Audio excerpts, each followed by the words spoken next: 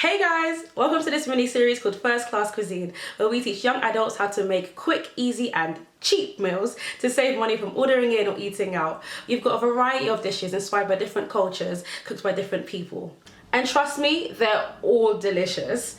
I really hope you guys have as much fun cooking these dishes as me and my friends did. Please feel free to alter the dishes or processes anyhow you want. And please comment down below on any different ways that you make the dishes that you see in the videos. This should really be a space for students to get to learn the joys of cooking at home and eating in. My friend's aim here is to help you make a carbonara as close to traditionally possible. Expert chefs say that the right quantity is 2 yolks per person. Carbonara is a simple dish, therefore black pepper seasoning is the only necessary seasoning required. Feel free to use any more, and the chorizo is completely optional. Traditionally, pancetta is used rather than chorizo. Boil pasta water at a high heat. This step is crucial in a carbonara. Only the egg yolks are needed. Feel free to rewatch this to understand exactly how to only get the egg yolks. Next, add your seasoning and grate your cheese into your eggs. Feel free to continuously add cheese until you reach a creamy, thick paste. Cut your chorizo into thin slices.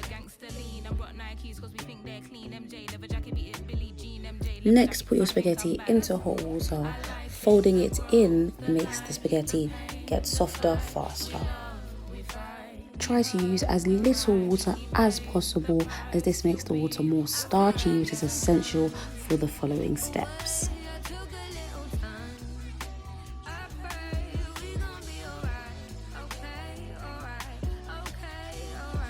Next, pour the chorizo oil into your eggs. The next step is vital to a carbonara, which is taking the spaghetti water. This is needed to go into the eggs to really create a thick and creamy paste for your spaghetti. Add a little bit at a time and stir it in between until you feel it is creamy enough. The next step is to drain your spaghetti water. Make sure to not rinse the spaghetti. Then leave it to the side for roughly 1 minute just so that it can cool down.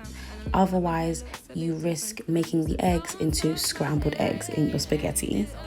Once your spaghetti has cooled down, pour in the eggs little by little, stirring it in between to achieve an absolutely beautiful, creamy carbonara.